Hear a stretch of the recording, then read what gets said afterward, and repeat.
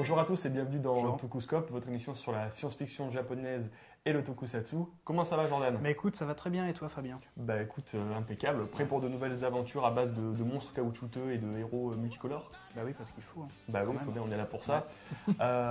On vous remercie beaucoup pour l'accueil que vous avez réservé aux pilotes. Vraiment beaucoup de gentillesse, beaucoup de bienveillance. Beaucoup de soutien. Voilà, de soutien et d'encouragement. Ça fait vraiment plaisir et nous, on va bosser dur pour améliorer tout ça. Voilà, pour faire que la formule soit de mieux en mieux pour les prochaines émissions. Déjà pour ça là, ce sera déjà pas mal.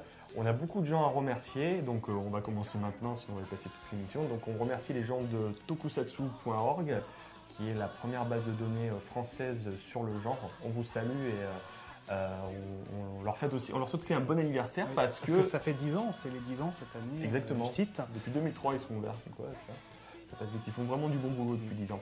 On remercie alors Chris et Arrête tout le monde geek va tirer. On remercie Zone Geek. On remercie Christophe et sa page Facebook Toku Forever. On remercie Lexi et sa page de HeroShock. Et enfin, on remercie Archangel Eddy et son émission Toi qui t'y connais. Allez voir sur Dailymotion, son émission, elle est géniale. Il continue à tourner, il fait vraiment des trucs exceptionnels à chaque fois. Jordan, qu'est-ce qu'on a au menu de l'émission aujourd'hui? Eh bien, beaucoup de choses. On va aller voir France 5, bah oui. le Sentai français de l'équipe de No Life. Oui, c'est l'épisode final apparemment. Donc épisode 6 ou épisode 5.2 selon la façon dont on l'aperçoit. Mais d'abord, on va parler des news. Tout à fait. On va les lancer tout de suite. D'ailleurs, les news, c'est tout de suite.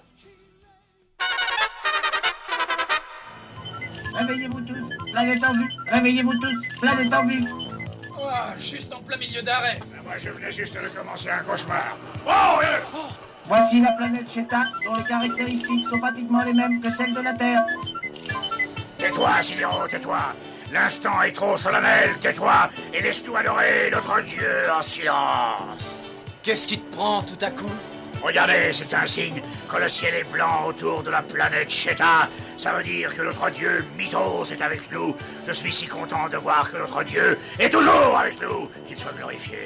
Bon, on commence les news par une note un petit peu triste, Jordan. Oui, parce que malheureusement, l'acteur Francis Lax vient de nous quitter à l'âge de 83 ans. Donc pour ceux qui se souviennent, il avait doublé le personnage de Seaman dans Sankukai. Il avait également fait quelques doublages dans la série XOR. Oui, XOR. Tu dois te rendre sur la Terre car elle est attaquée par les Cerex. Mais prends surtout garde à leur chef, Carex.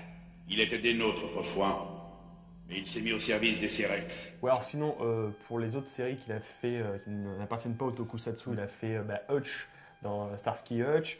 Il avait fait Sammy dans Scooby-Doo notamment. Magnum. Magnum, c'était lui. Han Solo dans Star Wars, c'était lui aussi. On peut vraiment dire que c'était un grand monsieur qui a énormément, qui a une filmographie exemplaire. Exemplaire, ouais. Enfin, il a fait des trucs un petit peu plus obscurs aussi. Mais enfin, en tout cas, on va dire une filmographie très très riche.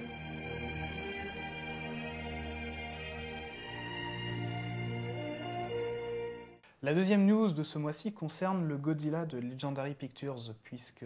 On va en parler de celui-là. Ah oui, je pense que celui-là, ça va être le gros fil rouge de toutes les émissions à venir, puisque déjà l'acteur Ken Watanabe vient de rejoindre le casting, donc celui qui avait interprété le faux Ra's al Ghul dans Batman. Voilà, le faux Ra's al Ghul dans Batman Begins, qui avait également joué dans Le Dernier Samouraï. Tout à fait. Et surtout, on a un acteur et un invité de prestige dans le Legendary, puisque l'acteur Akira Takarada, qui jouait dans le premier Godzilla et dans plein d'autres films de la Toho, vient de tourner des séquences. Donc, c'est super, c'est génial. Donc il devrait faire vraisemblablement un caméo, si je ne me trompe pas, donc dans le nouveau film. En tout cas, il a déjà bouclé sa participation au film. Et la troisième news concerne également nos amis fans de manga, puisque l'éditeur Isan Manga vient de signer un contrat pour éditer Kamen Rider en France. Donc après presque 40 ans d'attente, il sera enfin disponible en version édition japonaise. En version française, et on parle donc de deux volumes qui regrouperont, deux recueils qui regrouperont deux volumes à chaque fois. Donc, tout à fait, l'intégrale du manga de Shotaro Ishinomori sera édité en deux parties. Donc, et son truc là. et ça sort fin juin. Et on parle de bouquins assez conséquents, puisque c'est presque 500 pages. C'est ça, ça fait des gros pavés, apparemment des éditions très prestigieuses, comme quoi, enfin 42 ans après la sortie du personnage en manga, on va enfin avoir l'édition papier en France. Puis on C'est aura pas peut-être trop tôt. d'autres séries par la suite, pourquoi Oui, pas, on croise les doigts. on attend. Achetez-le quand ça sort. Et donc tu as également des news. Tout à fait, tout à semble. fait. Donc j'ai 3 news qui cette fois concernent le Japon, puisque la deuxième saison de la série Ikonin Sentai Akiba Ranger sort au Japon. Donc la série vient de commencer le 5 avril, Oui. donc ça va être diffusé une fois par semaine, comme un Sentai habituel. Et c'est l'actrice Kyoko Minami reprendra son rôle de Akiba Blue. Elle vient juste de le confirmer. Donc ça c'est vraiment sympa. Donc si vous n'avez pas vu la saison 1, essayez de la voir, il y a 13 épisodes et c'est juste une des meilleures séries qu'on ait fait récemment, c'est vraiment exceptionnel. Autre news, donc il y a un gros film qui sort au Japon le 27 Très gros avril film. qui s'appelle, donc je vais essayer de retenir le titre, qui s'appelle Kamen Rider X Super Sentai X Uchukeiji Super Hero Taizen Z. Donc apparemment c'est un gros film, c'est une grosse orgie de super-héros qui sera dans la continuité apparemment de tous les films Versus qu'il y a eu. Ce sera un gros récemment. crossover. Oui voilà, genre le gros film Ultimate de la mort qui tue qu'il faut voir si on est fan de super-héros japonais. Et enfin il y a un deuxième film qui sort cet été au Japon qui s'appelle, donc c'est un spin-off de la série Garo. Oui. Alors vu que j'ai pas retenu le titre, ça s'appelle Garo Gaiden Tugen no Fue. Et en fait ce serait un spin-off sur les deux prêtresses Makai, à savoir Reka et Jabi. Je ne connais pas assez en Garo pour... On sait si justement Garo sera dans le film ou... Apparemment non, hein, ce serait juste sur ces deux personnages Juste sur les de sur les prêtresses. prêtresses. 闇に落ちた胞子がこの森に。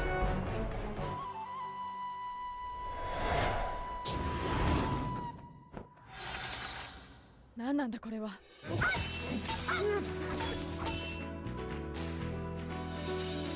その笛の音は吹くものによって大きな善の力にもなれば悪の力にもなる。桃源の笛。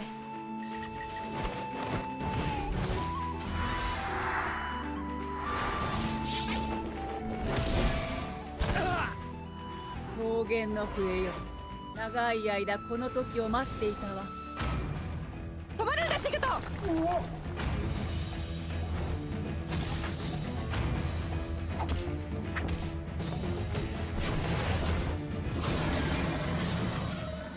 劣化。ジャビネ、どうして？ Voilà, bon ben on a fait le tour des news. Et donc maintenant, on va se retrouver directement On va se téléporter au Max Lander Voilà. pour pour donc le sujet sur France 5. c'est ça, avec toute l'équipe, on espère. Voilà. À tout de suite.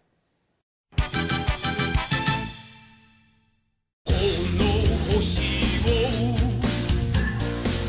悪魔たちから守り抜け5人の勇者この大地に生きる者たちを大切に優しさと愛で偉大な仕事パワーで正義の Bon ben ça y est, on est au Max Lander avec Yellow Baguette qui est là. Ça va Yellow Baguette? Ça va. Super. Bon bah écoutez, on y est, on va voir donc de France 5 et on va t'y retrouver toi dedans apparemment. Donc ça va être bien sympa. Bon bah écoutez, on vous dit nos impressions sur l'épisode final quand on l'aura vu, donc à tout de suite. Voilà. 強さ絶対勇気莫大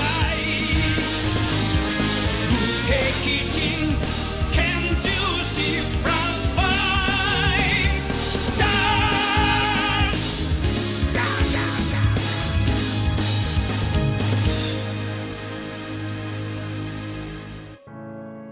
Cette fois, c'est la fin. Tu penses vraiment ce que tu dis? Ça me semble clair pourtant. Forcément, si tu pars vaincu d'avance, Comme si je pouvais faire autrement. Oh là là, c'est très agréable de se dire que c'est terminé. Bien sûr, il y a le petit pincement en cœur, de se dire ah c'est fini, France 5 et tout. Bon, tout comme toute fin, il y a toujours un peu de tristesse, mais aussi beaucoup de plaisir de fêter ça avec toute l'équipe, avec aussi les spectateurs qui sont venus, de pouvoir donner un peu les props, les 2-3 trucs qui ont servi à faire le film, les donner aux spectateurs, c'était kiffant. Et puis c'est bien que ce soit terminé parce qu'à un moment donné, ça prenait tellement de temps qu'on se posait nous-mêmes la question de est-ce qu'on arrivera à le finir. Et maintenant c'est fini, voilà, donc ça fait plaisir. En fait sur les 4 premiers, on essayait toujours de faire le plus proche possible du Sentai, et quand on a fait le 5, on s'est dit oh c'est le dernier, après on n'aura plus jamais l'occasion de le faire, lâchons-nous et faisons des trucs, on ne pense plus à faire exactement Sentai, mais un truc qui nous amuse beaucoup. Alors ça reste quand même, c'est quand même vachement inspiré du Sentai hein, évidemment, mais oui il y a un peu de Goldorak, un peu de Gunbuster, un peu de Macross, et ça s'éloigne effectivement des codes purs du Sentai, mais c'est parce qu'on se disait vraiment c'est la dernière fois, après on pourra plus le faire, donc allons-y à fond quoi. Il se trouve que ça fait 2 épisodes au final, mais au départ quand on a écrit les trucs, quand on a pensé la conception de l'épisode, ça devait être qu'un seul épisode. La mise en place de l'histoire et des enjeux dans la première partie, et après eye catch, et après baston. Là il se trouve que l'épisode 6 c'est la baston, c'est la deuxième moitié de l'épisode en fait. Donc c'est pour ça que ça commence avec de la baston et ça finit avec de la baston, et je crois qu'il y a un petit moment de répit au milieu, mais sinon ça bouge tout le temps quoi. Avant, à chaque fois que j'avais une idée ou une envie où je me disais putain mais on pourrait faire ça pourrait être marrant, je me disais non, finir France 5 d'abord. Et ça aurait été pas bien de commencer d'autres projets en laissant France 5 de côté, franchement. Donc du coup, maintenant que France 5 est terminé, je vais pouvoir penser, réfléchir à d'autres choses et voilà, partir dans d'autres aventures. C'est trop cool de voir tout le monde qui est venu partager ça quoi. Déjà, on est content d'avoir terminé et on est content d'avoir pu vivre ce moment avec toutes ces personnes. C'était du bonheur. Ça fait du bien que ça se termine parce que c'était un petit peu long et puis ça fait très plaisir. Ça fait très plaisir puisque c'est enfin achevé. La dernière, dans cette même salle, on avait vu l'épisode 5 qui évidemment finissait sur un suspense torride. Et puis là, on a enfin la conclusion avec une très jolie fin. France 5 est un Sentai français, donc respecte les canons du Sentai et donc il me semble qu'à une exception près, en général, ça se termine bien. Voilà. On donne les moyens à des gens talentueux de faire des choses très chouettes. Voilà, donc en fait c'est simplement voilà, de financer, donner des sous. Voilà, j'étais pas le seul dans ce rôle. Il y a d'autres personnes qui aussi ont mis la main à la poche pour permettre la réalisation de tous les épisodes, de tous les accessoires, de tous les tournages et de tout ce qu'il fallait pour que France 5 soit une telle réussite avec 6 épisodes. France 5 Transformation.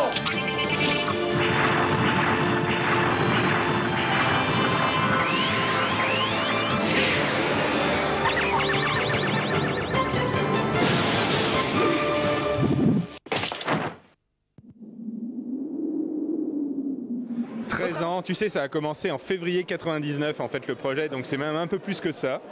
C'est beaucoup d'émotions. Franchement, quand j'étais à l'avant-première au Japon, l'avant-première mondiale, et j'étais en larmes à la fin, quoi, parce que j'ai beau tourner l'épisode, il y a plein de trucs spéciaux Alex à la fin, et puis ça te tape dessus comme une brique le fait que ça y est, ça soit enfin terminé. C'est cool. C'est vrai qu'on a ce petit projet qui s'appelle No Life, Alex et moi, mais bon, France 5 c'est terminé. Voilà, c'est clair, je pense que vous avez vu la fin, voilà, c'est une belle aventure, mais c'est vraiment un pan entier de notre vie. Et puis après, on verra. Peut-être d'autres choses qu'on peut faire maintenant. Quel effet ça fait de voir la fin là sur grand écran? En fait, pour l'instant, je réalise pas encore. Je suis encore en plein milieu du feu de l'action. On va voir demain comment est-ce qu'on analyse ça. Alors, donc, au sujet des combats, parce que bon, France 5 c'est un Sentai, donc il y a plein de combats. Donc, comment se sont gérées les chorégraphies, comment on fait les combats, etc. sur France 5? En fait, ça n'a pas changé depuis le premier épisode. Déjà, une fois que les scènes sont écrites, on sait exactement ce qu'il faut comme combat. On les organise, on essaie de les intégrer par rapport au dialogue. Et dans le peu d'écart de temps qu'il y a, qui est consacré au combat, on fait une réunion. On essaie d'inventer des choses, on fait des petits bouts de trucs à gauche et à droite. Et avec les petits bouts de trucs, on essaie de les assembler. Et une fois que c'est assemblé, ça donne un combat. Tout simplement. Et puis on répète. On a plutôt tendance On a plutôt tendance en général à regarder des Sentai, des vrais, à s'inspirer de ce qu'ils font, à prendre des choses qu'on se sent capable de faire. Donc par rapport aux premiers épisodes où on n'avait pas vraiment des cascadeurs, on avait plutôt des amis qui étaient un peu sportifs, effectivement des gens qui sont beaucoup plus sportifs et beaucoup plus dans le métier de la cascade, entre guillemets, pour les derniers, à partir du 4e. Donc je dirais que surtout le fait de travailler avec des gens qui sont un peu plus doués, on peut un peu plus leur demander, et donc on espère en tout cas visuellement un peu plus abouti. On s'est beaucoup inspiré de Die Ranger, parce qu'ils sont très très très dynamiques, très vifs, etc. On s'est un peu inspiré de Time Ranger, on a pris des classiques aussi, des vieux, on a pris du Changeman, on a pris beaucoup de choses. En fait, ça inspire un peu de tout, mais Die Ranger pour nous ça reste la référence. Surtout plaisir par rapport aux scènes de combat qui peuvent être dedans. On sort de la salle, je sais pas si tu t'imagines tout ce temps de travail, j'en ai chialé quoi, voilà. Et donc content du dernier épisode? Plus que content, en plus ce qui est génial c'est que je le découvre comme spectateur complet, j'ai revu des bouts en me doublant ou des choses comme ça, mais tu as jamais vraiment l'impression finale que là sur le grand écran du Max Linder c'est quand même une salle où je regarde des classiques, où tu as des classiques du cinéma, où tu as Terrence Malick et tu as aussi Iron Man qui sort la semaine prochaine, tu vois, ton cœur fait boum boum quoi. Alors du coup un petit crossover France 5 Iron Man? J'en rêve la nuit hein. Si on peut inclure Batman et Iron Man France 5, ouais non il y a du potentiel, moi je signe. Je sais pas si on aura les droits. Je crois que le Sentai on a fait le tour. Je me souviens quand on a eu l'idée du truc, j'ai foutu une cassette de Sentai chez moi et Alex il a fait ouais mais c'est ça que j'ai envie de faire, chiche et tout. Et là je crois qu'on a fait le tour, ça fait plus de 13 ans, je sais plus quoi. Donc on verra, qui verra, on verra. Regarde donc pourquoi je suis si fier. Niais, j'ai utilisé toute ma connaissance des soldats Lexos pour te modifier. Désormais, tu pourras cracher le gaz mortel qui est à l'intérieur de ton corps grâce à ce tuyau relié à tes veines. Et maintenant, Warduke, que vas-tu faire avec ce petit nuage? Empoisonner la population terrestre. Oh, ça n'a pas duré beaucoup de temps, ça a duré beaucoup de temps. Mais il y a le tournage et il faut penser aussi à tout ce qu'il y a derrière, la préparation, le montage. Et ça, mis bout à bout, c'est ce qui explique que les derniers épisodes ont mis très longtemps à se faire. Et bon, on va pas spoiler le dernier épisode, mais content du résultat final? Personnellement, oui, content du résultat final. En plus, dans le dernier épisode, c'est l'épisode de Cancrelax, il faut le dire quand même. Cancrelax qui grandit, qui devient surpuissant. On va pas spoiler la fin, effectivement, mais non, j'avais quelques belles répliques dans cet épisode. Ah oui, on ne spoilie pas du tout. De toute façon, c'est l'épisode de Cancrelax, celui-là, ça c'est sûr. On est à la fois, je sais pas comment dire ça, fatigué mais enthousiasmé parce que là, vous l'avez vu comme moi, l'épisode 6, et c'est un truc, c'est indescriptible quoi. C'est fabuleux, c'est génial. Je voudrais en profiter pour, je pense pas les connaître personnellement, mais les infographistes et ceux qui sont occupés des effets visuels et spéciaux, pour moi, c'est comme je l'ai déjà dit auparavant, c'est plus de l'amateur, c'est du semi-professionnel quoi. Alors j'avoue que ça fait un peu loin maintenant parce que les 2 derniers épisodes, j'y ai pas beaucoup participé puisque le personnage de Warduke était décédé à ce moment-là. Mais sinon, la chorégraphie martiale, c'est génial parce que dans la fac, donc la France Action Club, comme son nom l'indique, on a beaucoup de pratiquants. On a Black qui est un pratiquant, on a Yannick, on a Aurélien. Et au passage, j'en oublie, j'espère qu'ils m'en voudront pas, mais on avait plein d'autres gens qui savaient faire quelque chose et qui ont apporté gratuitement et par plaisir et par passion ce qu'ils savaient faire. Donc les combats, c'est comme l'amour et c'est comme le catch et tout un tas de trucs chorégraphiés. C'est-à-dire que si ça se fait à 2, si le gars en face ne sait pas n'a pas compris ce que tu es en train de faire, c'est raté. Alors que prendre un coup de poing dans la tronche ou donner un coup de poing dans la tronche à ton partenaire, c'est réussi parce que vous deux, vous savez ce que vous devez faire. Et ça, c'est l'essence du truc. Voilà. Comme vous avez sûrement pu le deviner maintenant, les Super Sentai, j'aime quand même un peu ça, quoi. D'ailleurs, je conseille, ceux qui sont branchés connaissent déjà, mais Gokaiger, c'est un truc vraiment hallucinant, quoi. Justement, on parlait de combat dans le premier premier ou dans le deuxième épisode, il y a des combats d'une virtuosité, mais qui sont... moi, l'épisode, je l'ai regardé, il m'a duré 1h30 parce que je revenais sur les scènes pour revoir les successions de combats, quoi, parce que c'est vraiment extraordinaire. Et la Japan Action Club, c'est des cascadeurs et des martialistes, mais d'une portée mais incroyable. Donc ça, il faut le dire. France 5, en fait, ça a occupé énormément ma vie depuis 1999. Et en gros, depuis, régulièrement, on faisait les entre guillemets couillons ensemble, mais c'était vraiment un projet de potes. Il ne devait en avoir qu'un seul. Et là, en fait, les derniers tournages ont dû être faits en 2004, 2005. Ça avait pris du temps puisque l'épisode 4 était sorti en 2003. Et en fait, par la suite, on devait renchaîner. Mais Alex Pilote et Sébastien Ruchet, en fait, avaient fondé une boîte de production et ensuite leur chaîne qui est No Life. Donc il y a un problème de temps. Et tout le monde s'était éparpillé, certains habitaient au Japon, etc., etc. Donc en fait, mes scènes à moi, mes dernières scènes, je pensais les avoir tournées en 2004-2005. Et quelques années plus tard, on me dit non, mais il faut faire les captures de ton visage parce qu'on va sortir France 5 le 5. Je fais ah bon? Donc on l'a fait. Donc ça fait un petit pincement au cœur quand même, parce que la dernière fois c'était fini avec le personnage alors que c'était déjà pas. Et après on m'a rappelé en disant attends, il faut que tu fasses des prises de son qui manquent. Je fais d'accord, pas de problème. Donc ça a été en pointillé au fur et à mesure, il y a une énorme progression, aussi bien en termes de tournage, d'acting, Dieu merci vraiment. Et le résultat, tout le monde a transpiré sur ce truc. Les graphistes à la fin, ils ont fait tout ce qu'ils pouvaient, ils ont donné tout ce qu'ils avaient. David Ancinas même a participé. David Ancinas, que je le rappelle, est un animateur qui a travaillé pour Ghibli, notamment sur Nos voisins Yamada. Il a participé aux effets spéciaux parce que ça faisait des années qu'il devait le faire et il a dit bon écoutez je vous aide, on y va à fond. Donc ouais, je suis très content du résultat. Moi personnellement en tout cas. Normalement France 5 en tant que tel, France 5 les films c'est fini, logiquement, parce que tout le monde a continué. Il y aura certainement d'autres projets qui seront intéressants, je pense. Maintenant, s'il y a des sursauts, des soubresauts de France 5 qui se passent, je vous assure que les fans seront parmi les premiers à être au courant. Le fromage en dessert. Non.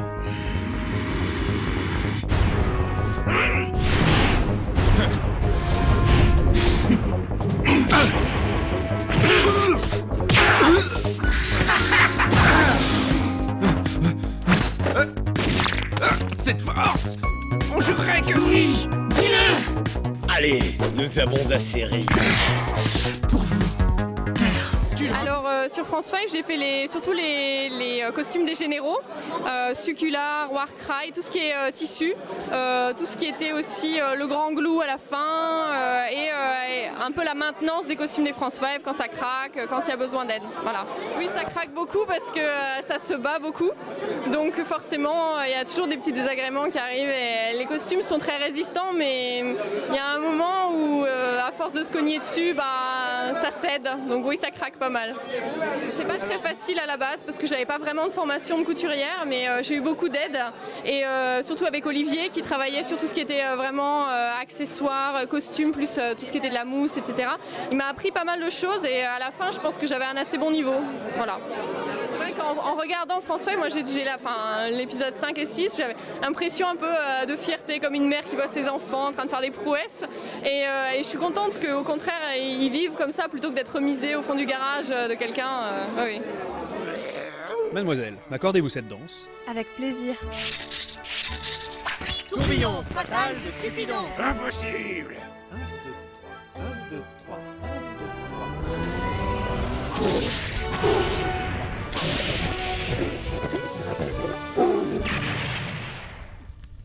L'amour triomphe toujours. Silver. Qu'est-ce que ça fait d'être cascadeur sur un Sentai français? Ça fait très très mal. Non, en fait c'est un peu éprouvant parce qu'on a des conditions pas complètement de cascadeur. Quand on doit se jeter, on se jette. Mais c'est le boulot et puis on fait rêver les petits enfants, il paraît. Alors ça vaut le coup.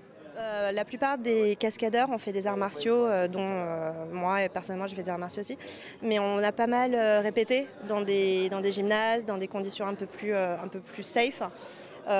Pour préparer justement pour pas se faire mal le jour du tournage et du coup on n'est pas préparé comme des vrais cascadeurs mais on sait ce qu'on fait et on sait ce qu'on doit faire sur le jour J, donc voilà. Les casques c'est pas des vrais comme dans les Sentai au Japon, c'est-à-dire les visières sont pas faites pour, on respire très mal dedans, les costumes bon c'est du spandex mais quand il fait froid pour s'échauffer c'est pas facile, on a froid, quand il fait très chaud on a vraiment très très chaud à l'intérieur donc on étouffe un petit peu.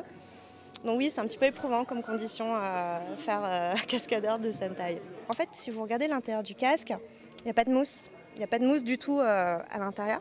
Donc ce qui se passe, c'est que quand il me frappe, ma tête heurte l'intérieur du casque. Et à la fin, en fait, quand on a démoulé, j'avais une grosse bosse bleue parce que à force de me frapper, et puis ah c'est bien, on l'a refait, encore une fois. On l'a refait, alors et plus de force, plus de motivation. Allez, c'est la dernière. Et voilà, c'était un des bobos que Pink a eu sur le tournage. Mais tout le monde s'est fait mal sur le tournage de France 5. Pour connaître des gens qui le font à l'échelle professionnelle aux États-Unis, par exemple, c'est très très dur. C'est hyper dur d'être dans un Sentai. C'est vraiment un autre niveau. Et n'étant pas professionnelle dans ça, je ne m'aventurais pas dedans. Moi, je suis arrivée sur France 5 un petit peu par hasard. Et en fait, après, quand j'ai vu le travail, l'engouement et puis ce besoin de perfection, je me suis dit bon si Alex a besoin de moi, s'il a envie que je sois dans le costume, bingo je le fais. Puis après ça a été une motivation de 12 ans. Et voilà, donc c'était le Sentai, je suis tombée par hasard dessus et puis depuis j'en suis jamais ressortie parce que maintenant quand je regarde le Sentai qui passe, j'ai des petits frissons, des petits sursauts de gamine en me disant ouais moi aussi j'étais dans un Pink. Ouais, donc là on sort donc de la projo du 6e et dernier épisode. Ou donc 5.2 selon ce qu'on considère si c'est le 6e ou la deuxième partie de l'épisode 5, donc de France 5. Voilà, donc on a gagné des trucs, comme vous aurez pu le voir dans le montage, où on s'est complètement ridiculisé, enfin surtout moi. Et on est accompagné par... Pink à la mode. Voilà, donc Pink à la mode 2.0, ouais. qui a gagné un joli costume apparemment. Oui. Ouais, alors maintenant je pourrais dire oui, comme quand on me propose ça de faire un Sentai. Ok. Bah c'est bien, bah oui. Pas n'importe quel type. Hein. Non, un vrai Sentai. La Toei, écoutez la demoiselle, elle est open pour un Sentai. Je préfère un Ultraman. Encore mieux, encore mieux.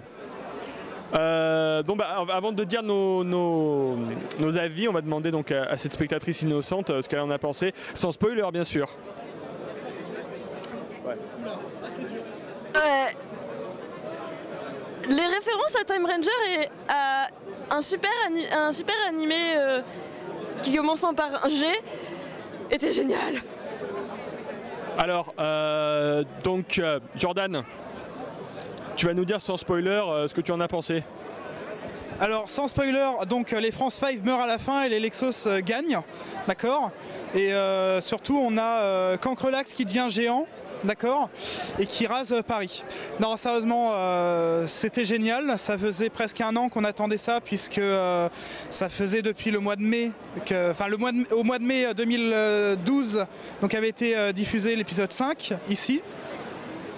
Et donc ça faisait un an qu'on attendait ça et franchement ça valait le coup d'attendre, je pense. Qu'est-ce que t'en penses toi? Ça valait le coup ou pas selon toi? Eh bien écoutez, plus sérieusement je dirais que c'est une fin absolument épique, hein, un épilogue tout à fait satisfaisant de cette aventure de 13 ans.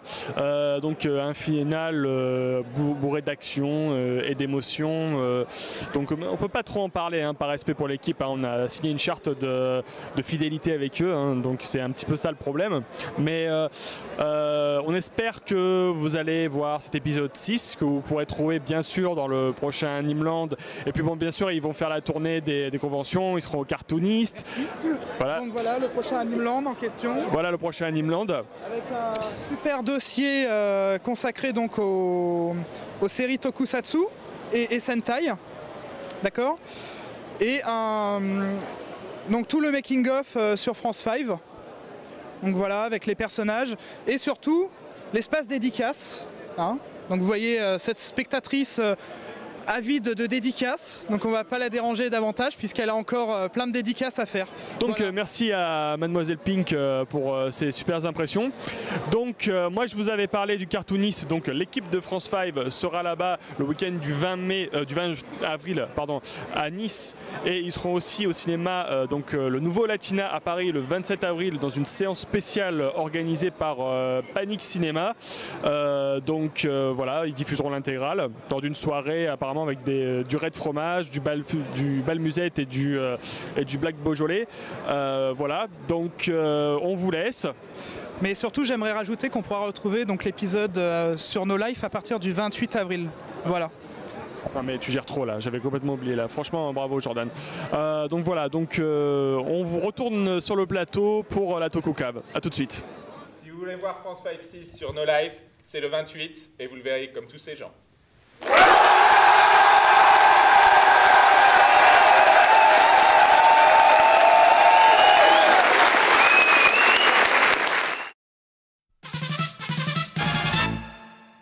Donc voilà, aujourd'hui on inaugure notre nouvelle section, donc la Toku Cave. Parce que beaucoup ont demandé une section supplémentaire sur tout ce qui est goodies. Tout à fait, il y en a qui voulaient des goodies, il y en a d'autres qui voulaient des jouets, il y en a d'autres qui voulaient des DVD. Donc on s'est dit qu'on allait tout rassembler dans une seule section. À chaque fois, Jordan ou moi, on va sélectionner un objet qu'on va commenter.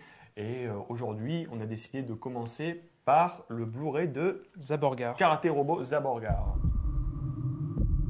37年の時を経て今伝説のヒーロー再起動電磁ザボがゴージャンパンチヘリガスブーメランカッター速射破壊銃我らのサイボーグ組織シグマさんシグマ邪魔者が目障り Le Blu-ray donc est sorti en décembre, si je ne me trompe pas. Décembre 2012. On n'a quasiment pas entendu parler. Non. Donc on s'est dit que ça pourrait être intéressant et surtout important d'en parler. Oui, c'était une sortie presque un peu confidentielle. Donc qu'est-ce que c'est Denjin Zaborgar? Donc c'est un film qui déjà est adapté d'une série. C'est un film de la collection Sushi Typhoon, donc inauguré par Nobuo Iguchi. Nobuo Iguchi, en fait, c'est le réalisateur de... Qu'est-ce qu'il avait fait? Il avait fait Machine Girl, il avait fait Zombias et il avait fait Robo Geisha aussi. Oui. Voici la série originale, donc Denjin Zaborgar, qui date de 1974-1975. Donc en fait, c'est une série qui a été produite par une boîte qui s'appelle P Productions. Et en fait, c'était eux qui avaient produit la série Ambassador Magma, qui est super connue au Japon. Ils avaient aussi produit la série des Lion Maru. C'est une série avec un samouraï qui se transforme en homme lion, qui se bat avec une épée. Et ils avaient produit avec un tigre aussi. Ils avaient produit une série avec un tigre. Ils ont un truc avec les félins apparemment. Ça s'appelait Tetsujin Tiger 7. C'était un super-héros qui se transformait en tigre. Voilà. Et surtout, ils sont connus pour avoir produit Spectreman.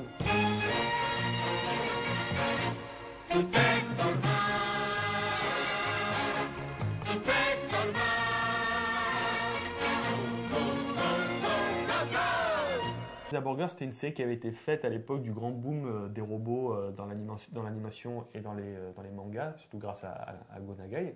Et là, en fait, le personnage principal, c'est un policier, enfin, il fait partie d'une police spéciale, qui reçoit un robot de la part de son père, un robot à échelle humaine, qui s'appelle Zaborgar. Et en fait, avec ce robot, ils vont lutter contre l'organisation Sigma, une espèce de gang dirigé par un savant fou et des hommes robots qui veulent conquérir le monde, bien sûr. Et ça serait pas drôle sinon. Sinon, ce serait pas drôle. Et la particularité de Zaborgar, c'est qu'en fait, c'est une moto qui se transforme en robot. Voilà. À l'époque, c'était bien, il fallait que les robots se transforment toujours en quelque chose. Voilà. C'est une série qui est vraiment pas mal, mais bon, c'est pas vraiment le robot l'intérêt de la série, c'est surtout le personnage principal, qui s'appelle Yutaka Daimon, qui est joué par l'acteur Akira Yamaguchi. C'est vraiment lui qui porte la série, c'est-à-dire c'est le jeune héros qui est vraiment énervé, qui en a vraiment gros sur la patate, et pendant toute la série, en fait, il apprend de ses erreurs, il se plante beaucoup, Voilà, et surtout, il s'en prend plein la tête. Hein. À chaque fois, il se fait démonter. Enfin, à chaque épisode, il se fait démonter, il lui arrive un truc. C'est une série qui est très violente. Dès le deuxième épisode, on a des prises d'otages, des enfants qui se font kidnapper, le héros se fait toujours torturer. Enfin bon, à chaque fois, ça finit dans les larmes à chaque fois, ça se termine dans les larmes et la sueur, j'ai envie de dire. Voilà. Mais c'est intéressant parce qu'à l'époque, je veux dire, des séries sérieuses comme ça, c'était pas réellement l'époque, ce sera plus dans les années 80 où on aura quelque chose de beaucoup plus noir. Ouais, mais c'est bien, mais disons que tu peux pas te faire 3 épisodes d'affilée. Hein. Oui, tu dis, ok, il faut que je m'en fasse un par jour parce que sinon, au bout de 30 minutes d'épisode, tu as l'impression d'avoir vécu 6 ans avec le même personnage tellement il lui arrive des trucs, tu dis bon, je vais boire un coup après chaque épisode. Tu vois. Voilà, donc en fait, ils ont décidé, donc effectivement, Suji Typhoon s'est associé avec la Nikatsu pour produire un remake sous forme de film. Et en fait, le film, ce qui est intéressant, c'est que en fait, le scénario est divisé en 2 parties. Deux parties bien distinctes en fait, qui se passent à différentes époques. Tout à fait. Donc dans la première partie, le héros il est jeune, il a 20 ans. Dans la deuxième partie, il a presque 50 ans. Ouais, il a presque 50 ans en fait. Donc c'est pas mal parce que justement, ça respecte l'idée de la série, que le fait que le héros finalement passe son temps à se planter.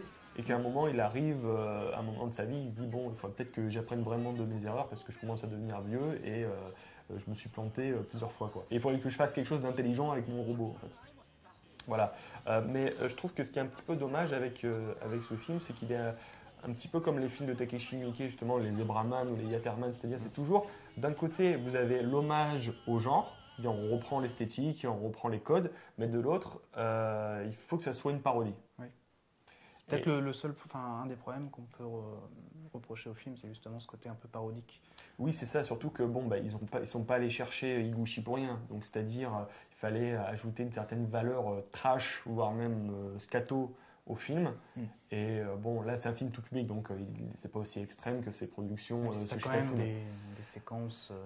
Il y a des moments assez sympas. Il y a une scène d'amour entre un homme et un robot qui est assez exceptionnelle, je dois admettre. Et puis, il y a toujours ces délires avec des blagues à base de paix, des blagues à base d'objets qui tournent dans tous les sens. Ça, c'est ce qui fait le personnage. C'est ce qui fait le bonhomme aussi. Hein, donc, mais je ne pense pas que c'est un film qui va valoriser le genre en France. Non, surtout que ça a été donc une sortie très confidentielle. Si je ne me trompe pas, il a été diffusé à l'Étrange Festival en 2011. Tout à fait. 2011, lors d'une nuit japonaise. C'est ça. Je sais plus en tout cas, l'intitulé il est passé à l'Étrange Festival. Mais je sais qu'il est passé lors d'une nuit à l'Étrange. Et puis donc il est sorti, donc, comme vous le disiez, en DVD et Blu-ray chez Zillow. Il y a des bonus assez sympas dans le Blu-ray, puisqu'on retrouve par exemple donc, un making-of de près d'une demi-heure, donc assez intéressant. Oui, le making-of commence, le réalisateur est en train de pisser. Oui. Voilà, ça commence bien. Ah non, il recherche des décors, non? Oui, il pisse dans la nature. Puis surtout, on a 13 mini-épisodes, donc assez courts et quelque chose de très comique, donc qui mettent en scène le robot Zaborgar, justement. En fait, c'était une série promotionnelle. C'est marrant.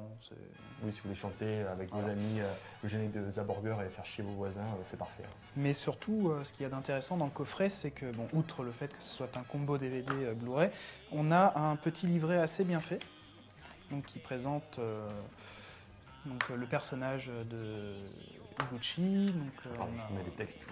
On a donc voilà, une présentation de Nobuo Higuchi. On a eu aussi un très bon article justement de l'histoire du tokusatsu en France, donc justement où on commence à Xor et on arrive à la parodie des inconnus, enfin je veux dire de Bioman. Et puis donc on parle également du compositeur, donc qui a fait la musique donc de la série, puisque la musique donc est reprise, la musique du film est reprise de la série. Il n'y a pas eu de recomposition qui a été refaite pour le film. Non, le réalisateur a tenu à garder la musique de la série et je crois même qu'il ne l'a même pas réorchestrée. Il l'a réorchestrée. Histoire de un petit peu plus de punch. Quoi. Donc pourquoi est-ce que toi tu le conseillerais aux gens? Déjà parce que c'est du toku, donc on est un peu là pour faire la promotion C'est une bonne réponse. tout ça. Non mais blague à part, moi déjà je le conseillerais parce que c'est une sortie malheureusement assez confidentielle, donc quelque chose qui est malheureusement, même si ça peut paraître très égoïste ce que je dis, c'est c'est un Blu-ray qui risque de devenir assez rare, je pense, d'ici les temps que... Il faut être égoïste, il faut défendre nos trucs. Et surtout, je pense qu'on peut l'acheter si on est fan de Sushi Typhoon, parce que c'est vraiment, très frais comme cinéma. C'est assez, c'est bon enfant. Enfin, même si ça reste trash, je veux dire, on s'amuse, c'est assez jouissif, je dirais, comme film. Moi, je sais que personnellement, pour les fans du genre, effectivement, vu que le DVD est blindé, je pense que c'est un bon achat. Après, le film en lui-même, je pense qu'il faut au moins le voir une fois. C'est pas forcément dit que ça fonctionne sur tout le monde. Je pense par exemple que Akiba Ranger, c'est une série qui est bien mieux dans la parodie, sans être trash, tu vois, justement. C'est un petit peu le problème, comme je disais, avec les films comme celui de Mickey, comme Zebraman, c'est que tu le regardes une fois, deux fois, ensuite ça s'estompe, quoi. Mais celui-là, je pense qu'il est supérieur, en fait. Mais déjà, le contenu éditorial est quand même assez intéressant. Même, comme je le disais, avec le petit livret qui permet de mettre en place une certaine histoire du genre à travers les écrits. Franchement, c'est assez intéressant. D'accord, écoute, très bien. Donc Karate Robo Zaborgar, c'est sorti chez Zillow depuis décembre 2012. On vous le conseille, vous pouvez trouver ça sur Internet, dans des boutiques spécialisées certainement. Voilà, écoute, merci Jordan pour ce très bel objet. On se retrouve tout de suite pour le Dikotoku. サボーガーゴーサボーガーはとても強いロボットなんだ。耳が取れたり腕が飛んだりするんだ。サボーガー例のやつを使え。ザボーガー落ちている100円玉を交番に届けろ。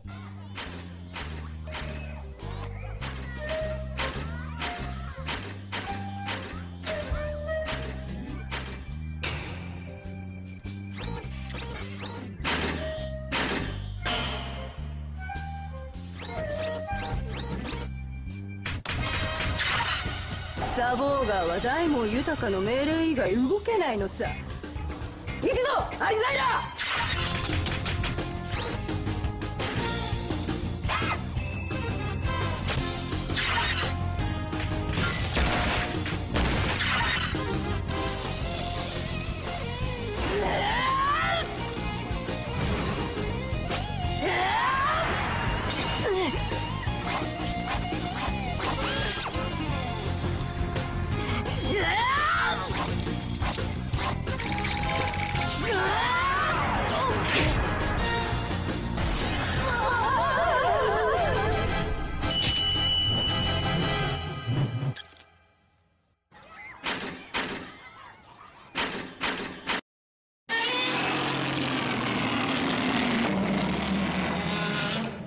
Donc, nouveau Dikotoku et la Gyozi Box est encore là. Et oui. Donc, Jordan. Je pioche un mot. Vas-y. Donc, le mot du mois. Le mot mystérieux. Quel est-il? C'est Sweetmation. Sweetmation, alors, qu'est-ce que c'est? Donc, la Sweetmation, c'est une technique d'effets spéciaux qui consiste donc à mettre un homme dans un costume de monstre. Donc par opposition à une autre technique d'effets spéciaux bien connue qui est la stop motion cette fois-ci et non pas stop motion qui devrait être son vrai nom puisque ça vient d'animation. Donc, je rappelle juste la stop motion c'est une technique d'effets spéciaux qui consiste à animer un personnage ou un véhicule, enfin tout ce qu'on veut, donc image par image. Donc c'est-à-dire on met le personnage dans une position, on fait une photo, on remet dans une autre position, on fait une photo, etc. etc. Donc on filme en fait. Voilà, on filme. Mais je veux on dire, cut, c'est on filme, image par image. Donc les principaux artisans de cette méthode donc, sont Willis O'Brien et King Kong et Ray Harryhausen, donc qui est connu pour son travail sur les films de la mythologie grecque, Sinbad et compagnie. Sinbad, c'est pas très grec. Oui, mais c'est Ray Harryhausen. Le show des Titans, voilà. Jason les Argonautes.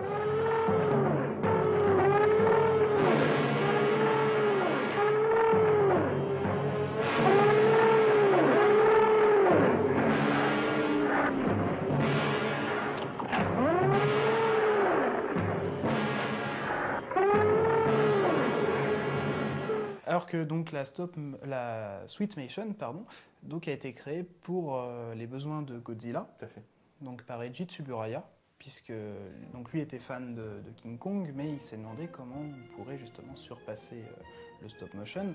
D'ailleurs, juste pour la petite anecdote, Ray Harryhausen déteste totalement la Sweetmation, puisqu'il considère que c'est un procédé qui régresse, enfin, qui est très régressif en termes d'effets spéciaux. Donc la stop motion, c'est un peu l'art noble, c'était l'art noble, et la Sweetmation, pour moi c'est Sweet Motion, je sais pas pourquoi on dit Sweetmation, mais bon. C'est un peu le côté cheap, quoi. C'est vraiment le mec dans le costume, c'est un peu la solution. C'est un peu simple. Voilà, t'as pas de sous, tu fais ça, quoi. Alors que c'est des sous à la taureau. Donc, outre le costume physique, pour que la technique fonctionne, il faut également ralentir l'image pour que le personnage paraisse beaucoup plus lent et beaucoup plus massif à l'écran. Donc, c'est-à-dire que... Oui, parce que si vous voulez, en vrai, ça donne ça. Et pour ralentir, une fois que la pellicule est ralentie, il faut que ça soit ça. Pour qu'il y ait une vraie sensation de menace et de danger visible à l'écran. Sinon, un Godzilla qui fait comme ça... ça pourrait être drôle. Oui, ça pourrait être drôle, mais justement, il l'avait fait une fois dans le deuxième film. Oui. D'ailleurs, c'était une erreur. C'était une erreur. Genre, le technicien s'est planté, ils avaient accéléré la pellicule, alors les monstres sont comme ça et ça donne un truc super mal. Ouais, c'est assez, mais moi j'aime bien, parce que ça fait des mouvements très animaux en fait. Alors que le Godzilla qui est un peu lent, bon, ça marche. Mais j'aime bien parfois le côté les dinosaures bougent vite. Oui. Enfin, les petits dinosaures, pas les T-Rex.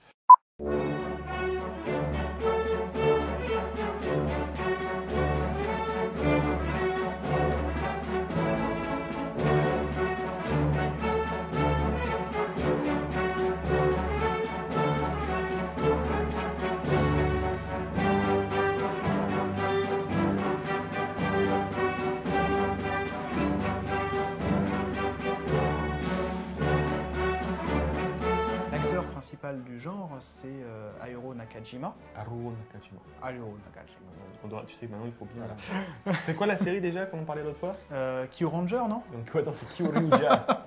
On prononce bien maintenant, vous avez vu. Nickel. Donc Haruo Nakajima. Voilà, donc qui a interprété Godzilla dans le premier film et dans ses principales suites, donc de 54 à 72. À 72, oui. Donc son dernier, c'est quoi? C'est Jigan. Godzilla contre Jigan. Ouais, Godzilla contre Jigan. Donc c'est un peu la figure emblématique du genre. C'est ça. Enfin, de la technique. On a eu également d'autres acteurs, par exemple Kenpachiro Satsuma, qui a interprété Godzilla durant la période SCI. Et également qui avait débuté justement sur Jigan, puisque c'est lui qui... sur Godzilla contre Hedorah. Hedorah, pardon. Donc justement, il a interprété Hedorah. Et à partir des années 90, ça ne va plus être que des hommes dans les costumes, puisque dans Gamera, Guardian of the Universe... Gamera qui est le concurrent de Godzilla, voilà, c'est une tortue géante. De la Dai, enfin ex-Dai. Ex-Dai, oui. Donc, si je ne me trompe pas, c'est le personnage de Jiaos est interprété par une femme. Une femme, oui. Il aura fallu attendre 40 ans pour qu'on ait finalement une femme qui puisse intégrer cet univers de cascadeur et interpréter. Donc, ce qui est logique, hein, parce que le monstre, c'est une espèce de ptérodactyle, un mélange entre ptérodactyle et une chauve-souris, mais le corps est assez fin, donc il faut forcément une silhouette plus longiligne pour cette créature-là, en fait.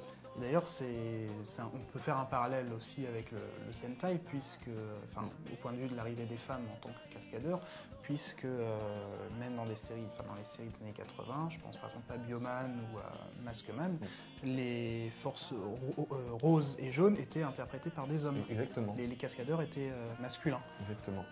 Ce qui est intéressant avec la Sweetmation, c'est que c'est quand même une technique qui s'est exportée aux États-Unis et en Angleterre.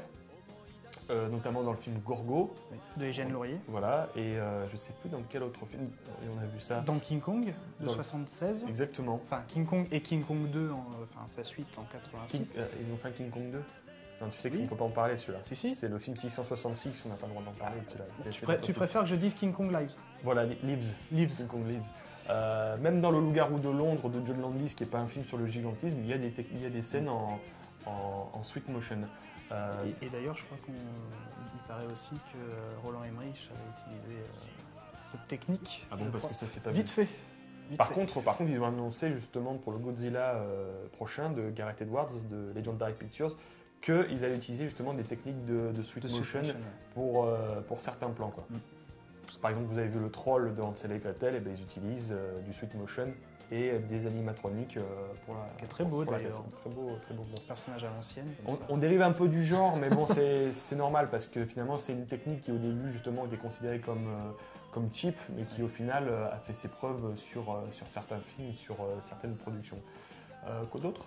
Ben, je pense que c'est tout. Bah, c'est Non, déjà tu vois, pas tu mal, vois hein. quelque chose à ajouter Bah ou... non, c'est le fait que quand même la technique continue d'être utilisée au Japon massivement et que ça reste la technique de base des effets spéciaux prouve que bah, finalement les Japonais s'en sortent très bien avec cette technique et ça permet aussi justement de diversifier, enfin comment dire, d'apporter des spécificités à leur production.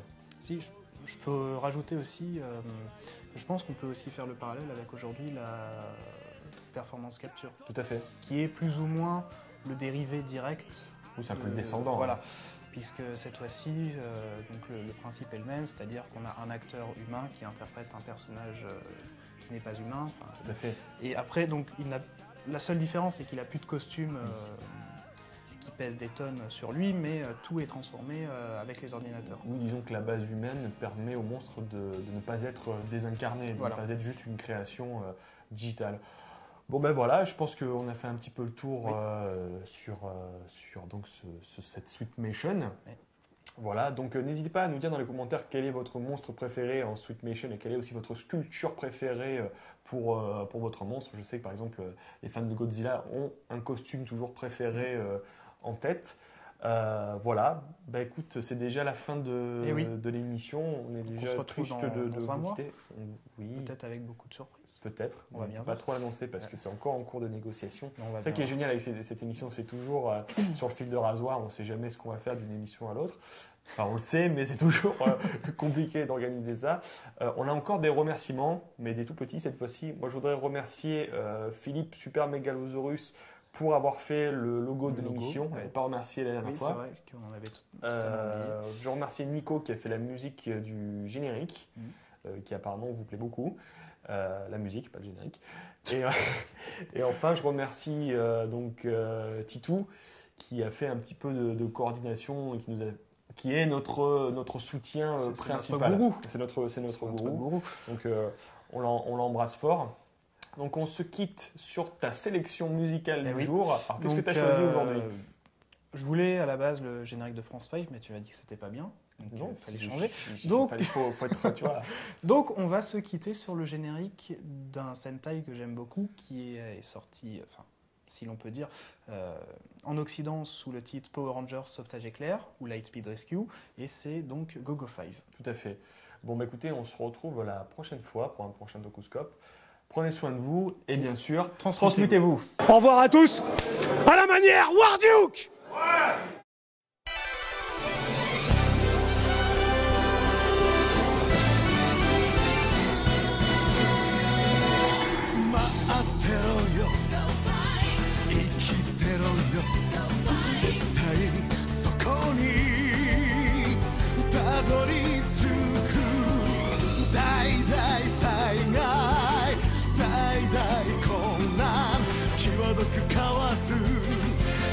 On applaudit directement. Applaudissez.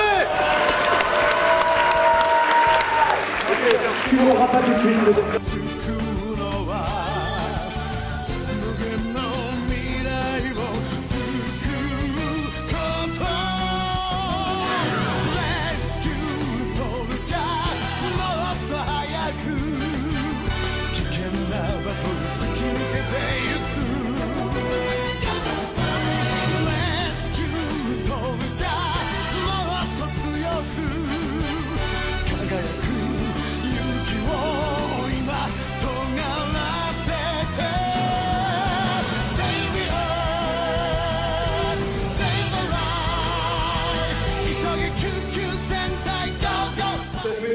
Ce que tu veux, mais oui.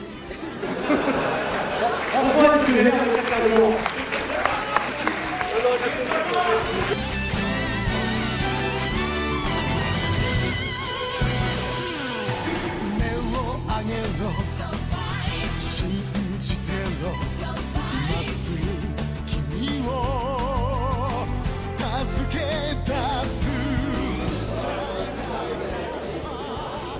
Recule.